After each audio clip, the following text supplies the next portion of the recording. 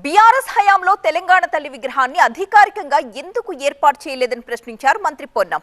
దీనిపై ఆ పార్టీ ప్రజలకు సమాధానం చెప్పాలంటూ డిమాండ్ చేశారు ఆయన.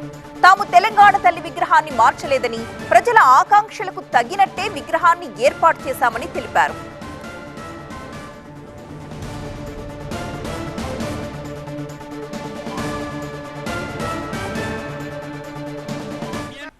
నువ్వు తెలంగాణ తల్లి విగ్రహాన్ని 10 సంవత్సరాల నుంచి ఏర్పాటు చేయకపోతే మేము కొత్తగా తెలంగాణ తల్లి విగ్రహాన్ని బహుజన భావంతో పెడితే మీకు నచ్చకపోతే మేము కూడా ప్రతిపక్షంలో ఉన్నప్పుడు మేము అనేక నిరసనలు చెప్పిన్నాం.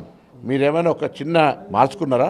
ఇలా మీకు కూడా ప్రతిపక్షంలో నిరసన చెప్పుకోండి, మాకే అభ్యంతరంలే. కానీ అధికారికంగా ఎందుకు తెలంగాణ తల్లి విగ్రహాన్ని ఏర్పాటు చేయలేదో ప్రజలకు ముందు జవాబు చెప్పంటాను. తెలంగాణ గీతాన్ని ఎందుకు అధికారికంగా దళితుడు రాసిండనే కారణం మీదనే మీరు ఇయ్యలేదా చెప్పండి.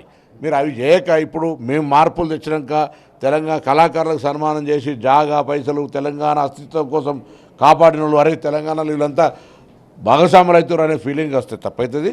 తెలంగాణ సకల జనుల ఆకాంక్ష, తెలంగాణ అందరూ కలిస్తే చిరు.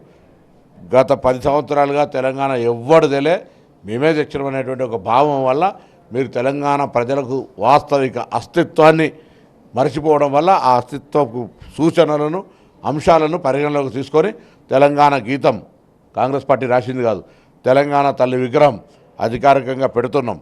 మీరు గతంలో అధికారంలో ఉన్నదని మార్చలే. ఎవరైనా ప్రజలకు దీనికి తప్పుదోవ పట్టించి మారుస్తుంటే ఇది పొరపాటు.